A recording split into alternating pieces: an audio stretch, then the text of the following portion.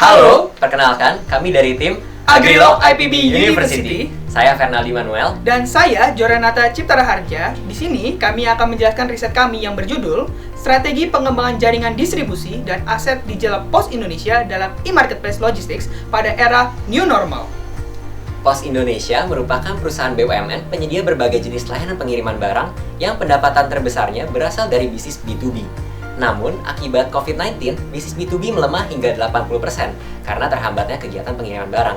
Di tengah pendapatan utama yang melemah, terdapat satu buah sektor layanan yang menguat khususnya selama pandemi, yaitu pengiriman e-marketplace. Sektor tersebut dapat menjadi peluang yang besar bagi Pos Indonesia untuk melakukan turnaround di tengah pandemi mengingat pertumbuhan pesat dari e-marketplace. Hanya saja, Pos Indonesia tetap harus bersaing dengan perusahaan yang telah menguasai segmen pasar tersebut. Berdasarkan analisis SWOT kami, Pos Indonesia memiliki kekuatan pada jaringan yang luas sampai ke pelosok. Namun, Pos Indonesia masih memiliki beberapa kelemahan, seperti belum bekerja sama dengan beberapa e-marketplace dan opsi kurir yang kurang visible. Berikutnya, peluang yang dapat dimanfaatkan adalah meningkatnya transaksi bisnis online secara besar-besaran. Namun, juga terdapat ancaman yang harus diwaspadai, seperti adanya perusahaan pesaing pada bidang yang sama. Dalam menjalankan roda bisnisnya, sebagai perusahaan jasa pengiriman barang, setidaknya Pos Indonesia memiliki tanggung jawab kepada 3 stakeholder utama, yaitu e-marketplace, pedagang online atau UMKM, dan konsumen. Berikut adalah arus barang dan informasi pada Pos Indonesia. Pertama, barang tiba di counter dan dilakukan pendataan. Lalu, paket disortir berdasarkan tujuan pengiriman, baik dalam kota maupun keluar kota. Setelah itu, barang akan diantarkan ke tujuan dengan menggunakan transportasi yang sesuai. Selama proses ini, konsumen dapat melakukan proses tracking dan tracing barang melalui aplikasi QPOS. Berdasarkan buku Sunil Chopra 2013 mengenai pola jaringan distribusi e-commerce, pola ini dapat diidentifikasikan sebagai jaringan manufacturer with direct shipping yang memiliki keunggulan pada variasi dan ketersediaan produk. Hanya saja, pola ini belum mampu memenuhi kepuasan pelanggan secara maksimal. Maka dari itu, solusi yang kami rasa paling tepat adalah penerapan tailored distribution model dengan kombinasi antara manufacturer storage with direct shipping dan juga in-transit merge, di mana customer diberikan kesempatan untuk menyesuaikan cara pesanan mereka diantar. Jaringan distribusi ini memiliki keunggulan antara lain customer experience, fasilitas dan handling, efisiensi biaya, variasi produk, ketersediaan produk, dan juga customer tidak memerlukan banyak effort dalam menerima paket mereka. Kami mengambil 2 buah aset digital dari Pos Indonesia, berupa aplikasi Kiposin Aja dan M-Agen Pos.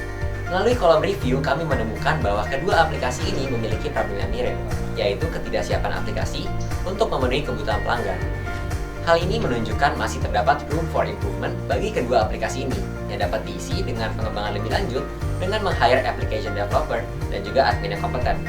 Selain pengembangan aplikasi, kami juga menyarankan implementasi Big Data pada sistem operasional PT Pos Indonesia untuk meningkatkan efisiensi sistem pengiriman.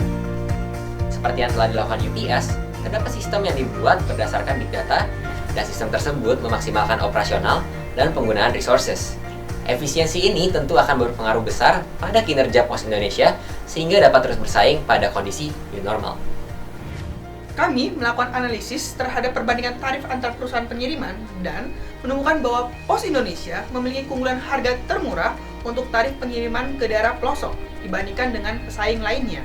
Maka strategi kami adalah segmented market strategy, di mana kami memilih niche market berupa pengiriman barang ke pelosok sebagai fokus dari layanan Pos Indonesia.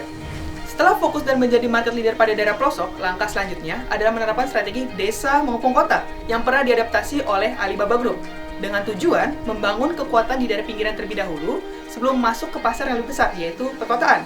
Strategi ini terbukti efektif dan menjadikan Alibaba Group menjadi market leader secara menyeluruh. Dalam menjalankan strategi tersebut, kami telah mengantisipasi risiko kegagalan yang mungkin terjadi. Maka dari itu, kami telah menyiapkan contingency plan atau backup plan untuk menghadapinya. Kesimpulan dari riset kami adalah Pos Indonesia dapat menerapkan sistem jaringan tailored distribution model sebagai langkah untuk bekerja sama dengan e-marketplace sebagai third-party logistik. Untuk meningkatkan sustainability dan daya saing Pos Indonesia, khususnya pada kondisi new normal, strategi digital asset development dan segmented market strategy dapat diterapkan. Selama pengerjaan makalah, kelompok kami melakukan kerjasama sepenuhnya secara daring. Sekian hasil riset dari tim Agrilog IPB University. Terima kasih.